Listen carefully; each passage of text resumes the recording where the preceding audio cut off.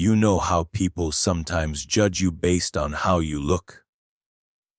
Like the way you dress, the color of your skin, or the way you carry yourself. This story is one of those moments, one that starts with pure humiliation and ends with powerful justice.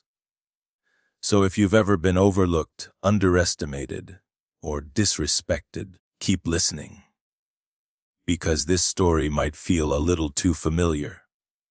It was a humid Thursday morning, the kind where the city seemed to move slower than usual. The receptionist at Wilburn and Associates looked up from her desk and narrowed her eyes. A woman stood patiently by the glass doors, tall, dark-skinned, mid-40s, wearing a neatly ironed black dress and low heels. Her hair was tied back, and she held a modest purse in one hand and a folder in the other. "Can I help you?" the receptionist asked, already typing again. "Yes," the woman said calmly. "I have an appointment with Mr. Andrews at 10. The receptionist glanced at the wall clock. 9:56 a.m. She didn't smile. "Do you have a name?" "Angela Morris." The receptionist gave her a slow once-over, clearly not impressed. "You can have a seat over there," she said, pointing to the leather chairs near the corner. "He'll be with you when he's available." Angela nodded and took a seat. She didn't pull out her phone or ask any questions. She just sat there quietly, her folder on her lap, her posture straight, her face unreadable. 10 o'clock came and went. So did 10:30 and 11.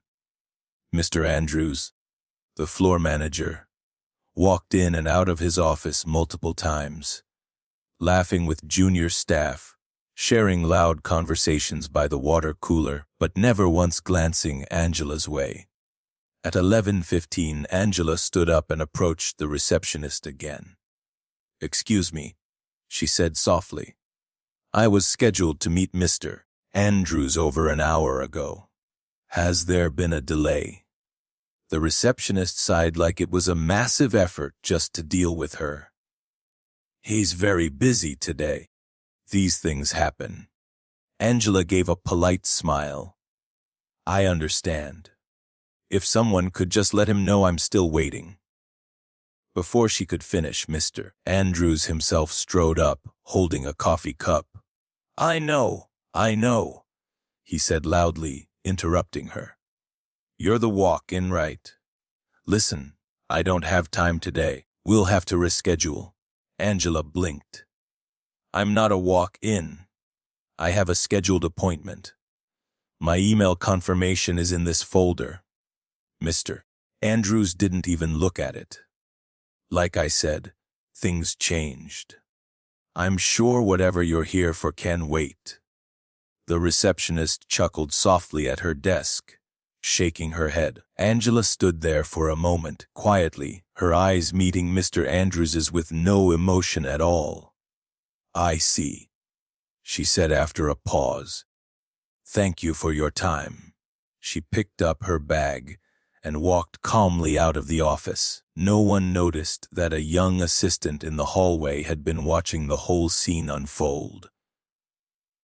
Her name was Candace, and though she'd only worked at Wilburn and Associates for 3 months, she'd heard enough whispered gossip to know that Mr. Andrews wasn't exactly known for his fairness. She turned toward the elevator and typed a quick message to her friend in HR. "You're not going to believe what just happened."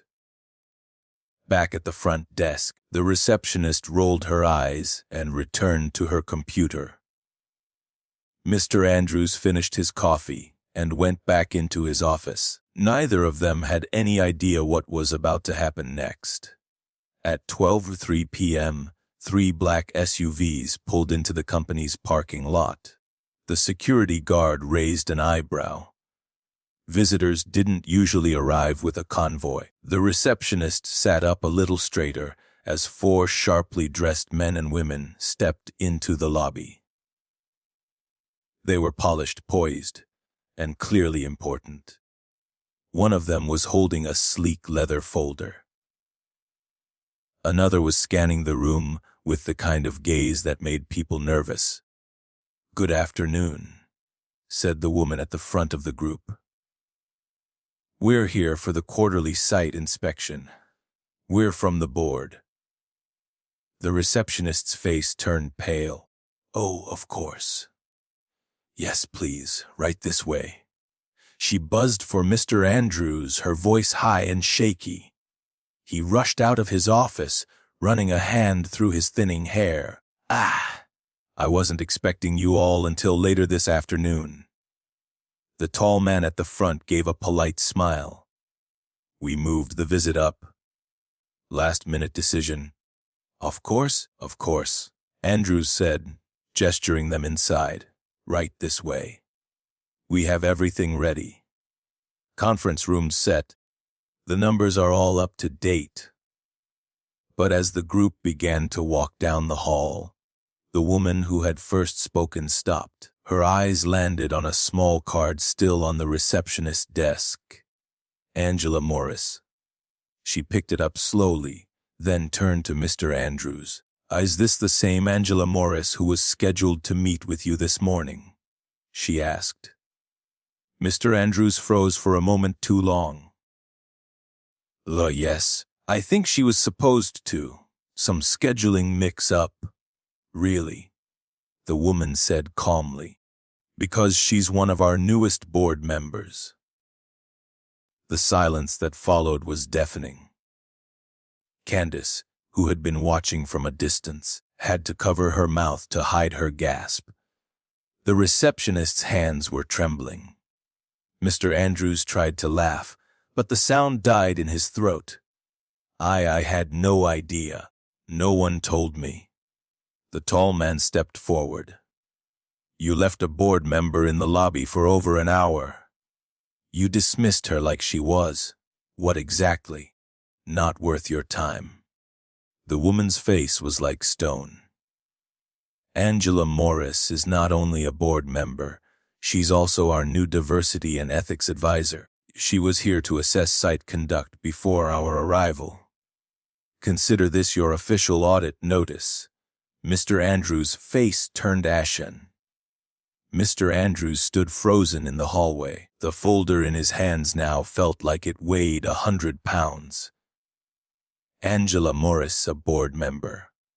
His mind raced, replaying every word he had spoken to her, every dismissive look, every second he had deliberately ignored her. "Please," he said quickly, stepping forward. "There's clearly been a misunderstanding." "There's no misunderstanding," the tall man interrupted coldly. "You treated someone based on your assumption of who she was. That's not just unprofessional. It's unacceptable." Angela's name echoed in Andrew's mind. He turned slowly to the receptionist, who sat stone-faced, no longer meeting his eyes. The woman from the board flipped open her leather folder.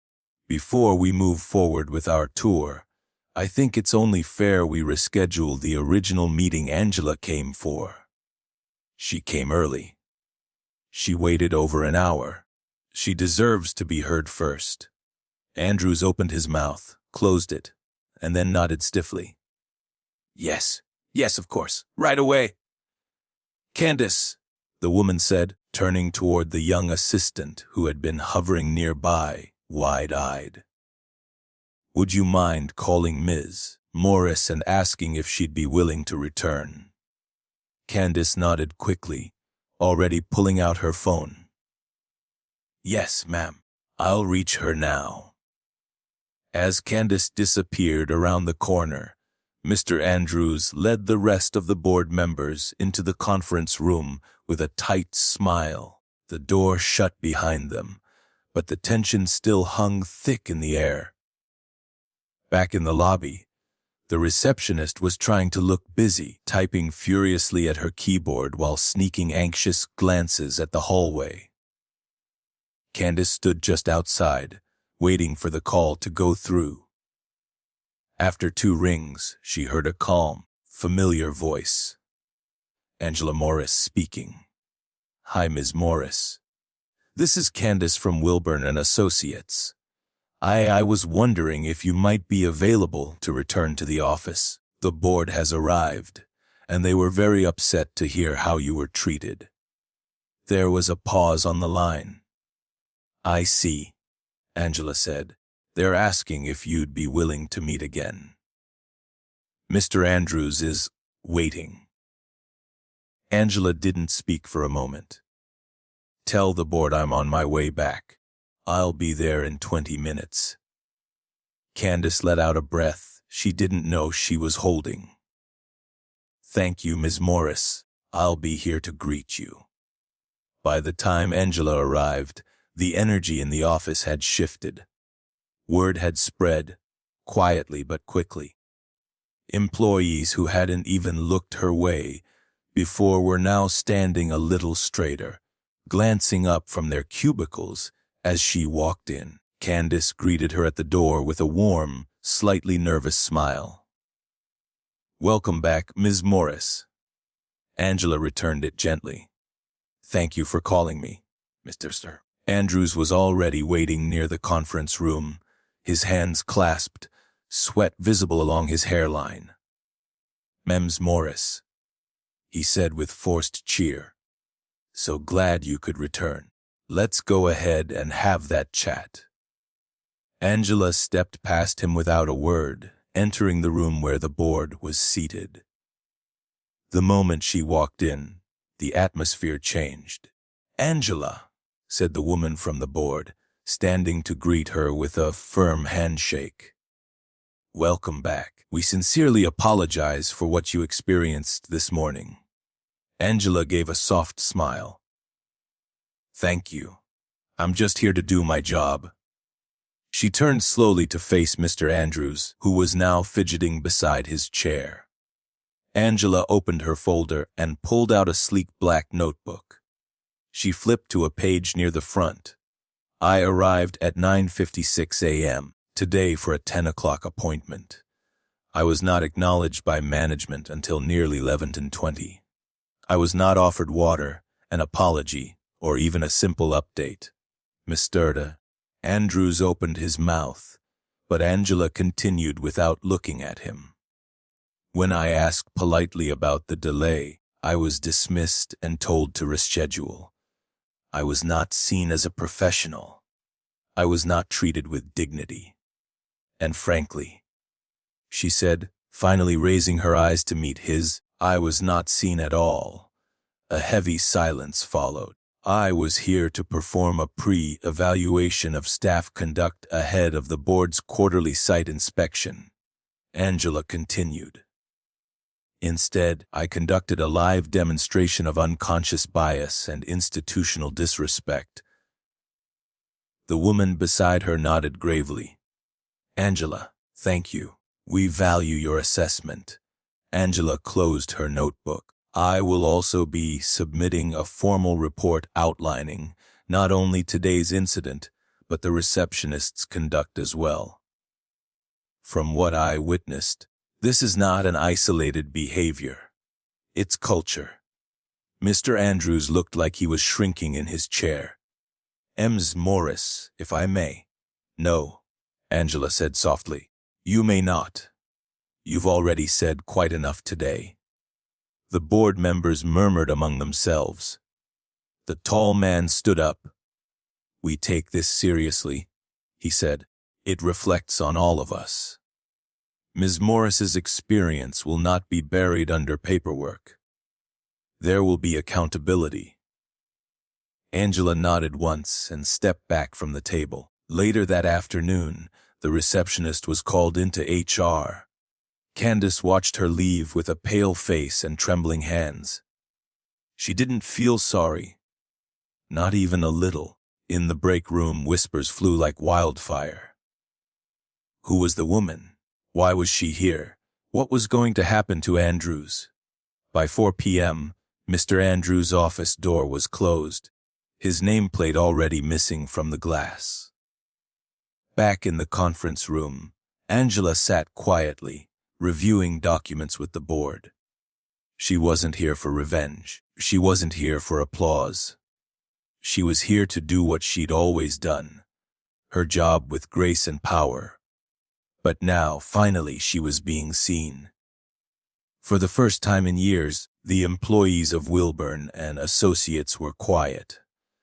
Not the usual type of silence you find during a long meeting or after lunch, but the kind that comes with uncertainty, discomfort, and the sense that change has just entered through the front door and isn't leaving.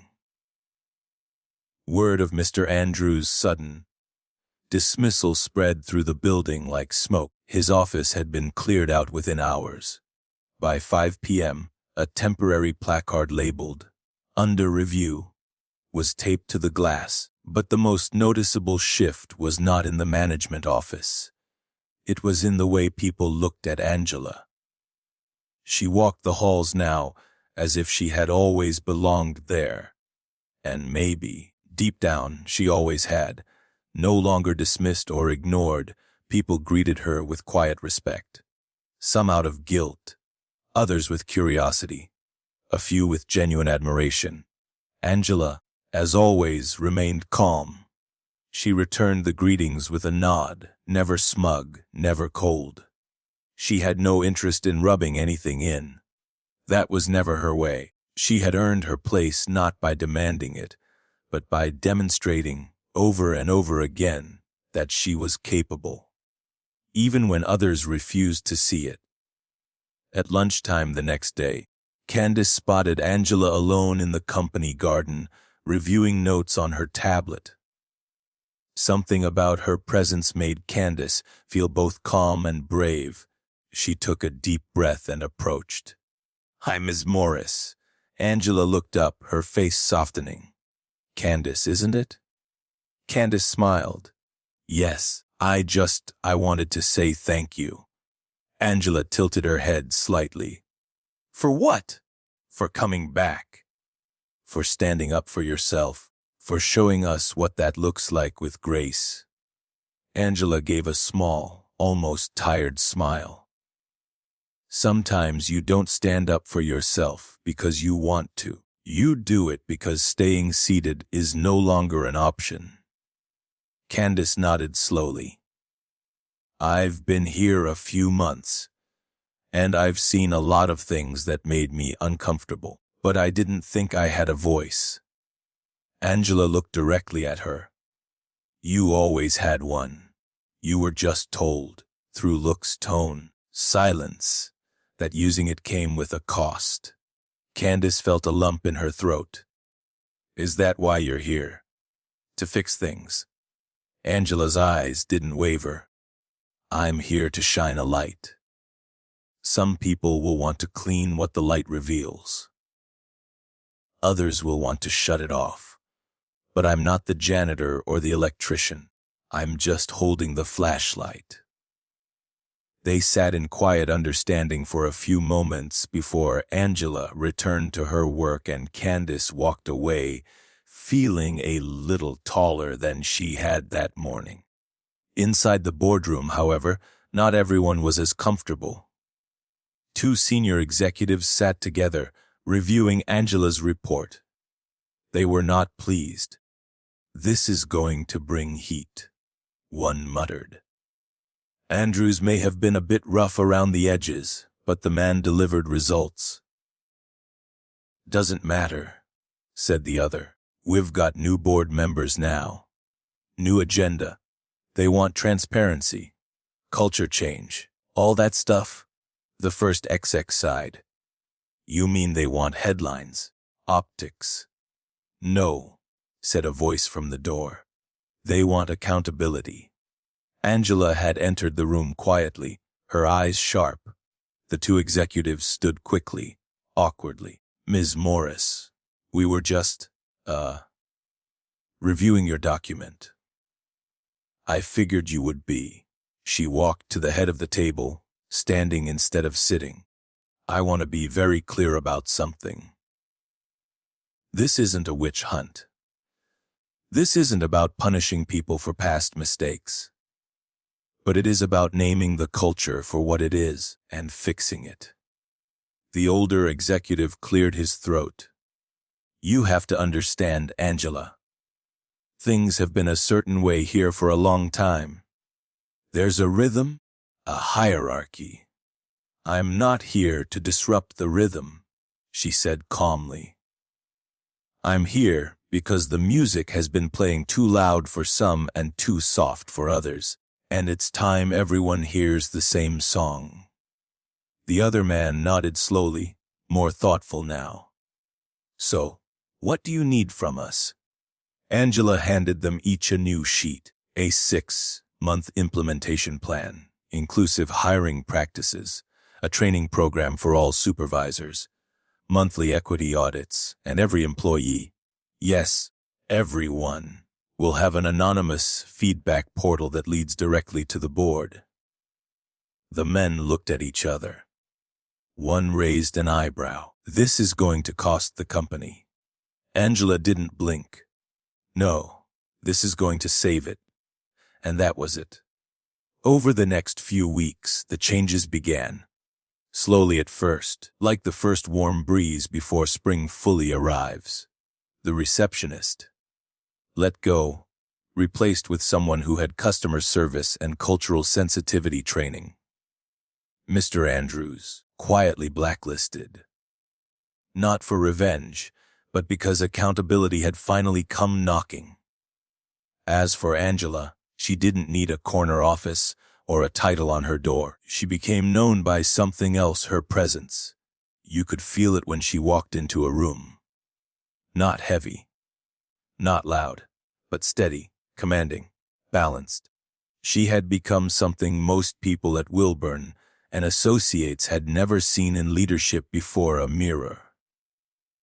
Not one that shows you who you want to be, but who you really are. And slowly, people began to look in. 3 months later, the air at Wilburn and Associates had changed. Not dramatically, not overnight, but like the steady shifting of seasons, something had turned, and people noticed. Gone were the forced smiles and hushed hallway conversations. In their place, there was openness. Eyes met eyes, doors stayed open longer. Meetings included new faces and, most importantly, new voices. Angela didn't call attention to herself. She never needed to. Her presence had become a quiet force, felt without being announced. She was not a hammer, not a storm. She was the weight of truth. And in that weight, people found something strange relief. One Friday morning, Candace sat in a newly formed team meeting, surrounded by colleagues from departments that had never spoken to each other before. The energy in the room was lighter, genuine. Angela stood at the front, a large whiteboard behind her. Before we get into metrics or progress reports, she began, I want to ask a question. The room fell quiet. When was the last time you felt seen at work? Not heard, not managed, seen. The silence that followed wasn't awkward. It was thoughtful. People exchanged glances. A few looked down, surprised by the honesty of the question. Finally, one hand rose. It was Terrence from accounting, a quiet man who rarely spoke in meetings. Last week, he said, when you asked about my sister in the hospital. No one's ever remembered that. Angela smiled. Thank you, Terrence. Another hand. It was Mia from the design team. 2 days ago, she said, when I suggested a layout and no one talked over me. That was new. The room nodded gently. Angela stepped forward. This is what we're building. A workplace where recognition isn't reserved for titles, where respect isn't based on appearances, where everyone, every voice, every story has a place. A beat passed. Then she continued. It doesn't erase what happened before, but it makes space for what comes next. Outside the meeting room, a man stood watching through the glass. Robert Linley, CEO of Wilburn and Associates. He had been quiet throughout most of the changes, observing, assessing. Now he saw it clearly. The office had become what it had always claimed to be, but never truly was: inclusive, human, real. Later that day, Robert called Angela into his office. "I owe you an apology," he said as she sat down. Angela raised an eyebrow. "For what, exactly?" "For not stepping in sooner. For letting culture slip into convenience. For not noticing what was right in front of me." Angela's expression softened. "You saw what you were trained to see. It's what most people do." Robert looked down. "I want to do better. I don't want to be the kind of leader who only acts when there's a headline. I want to be part of the solution, not the scenery." Angela leaned forward. "Then keep listening. Keep learning. And most importantly, when no one's watching, still choose what's right." Robert nodded, visibly moved. "Would you consider staying on permanently, not just as a board member, but as our chief culture officer?" Angela didn't answer right away. She looked out the window for a moment, thinking not about the title or the corner office, but about the receptionist who had smirked at her, the manager who brushed her off, and the quiet young woman who had dared to call her back. "Only on one condition," she said finally. "Name it. That no one ever waits in that lobby for an hour and leaves unseen again." Robert smiled. "Deal." From that day forward, Wilburn and Associates carried a different reputation, not because of a scandal, not because of a diversity hire, but because one woman refused to shrink to fit the room she walked into. Angela didn't fight for power. She stood in her truth, and power made its way to her. Weeks later, a new receptionist greeted every visitor with warmth and sincerity. The office now had photos of their diverse staff proudly displayed. Monthly, perspective panels invited employees to share their stories. And on the top floor, Angela's door stayed open. People came in not to complain or report, but to connect, to ask, to learn, to grow. Candace often visited after hours, notebook in hand, hungry to soak up wisdom. One evening, as they watched the sun set beyond the skyline, Candace asked, "Do you ever get tired?" Angela chuckled softly. "Every day. But then I remember what tired feels like when you're invisible, and I'd rather be this kind of tired." Candace smiled. "You make people feel like they matter." Angela looked at her, voice calm and certain. "Because they do." Outside, the city kept moving. Horns honked, trains passed, people rushed, but inside that office, time felt slower, realer, fuller. Angela Morris had been underestimated, ignored, judged. But in the end, she taught an entire company the most important lesson of all. You never know who you're dismissing when you don't bother to look. So next time you find yourself in a room, ask yourself, who's being overlooked? And what might happen if you truly saw them?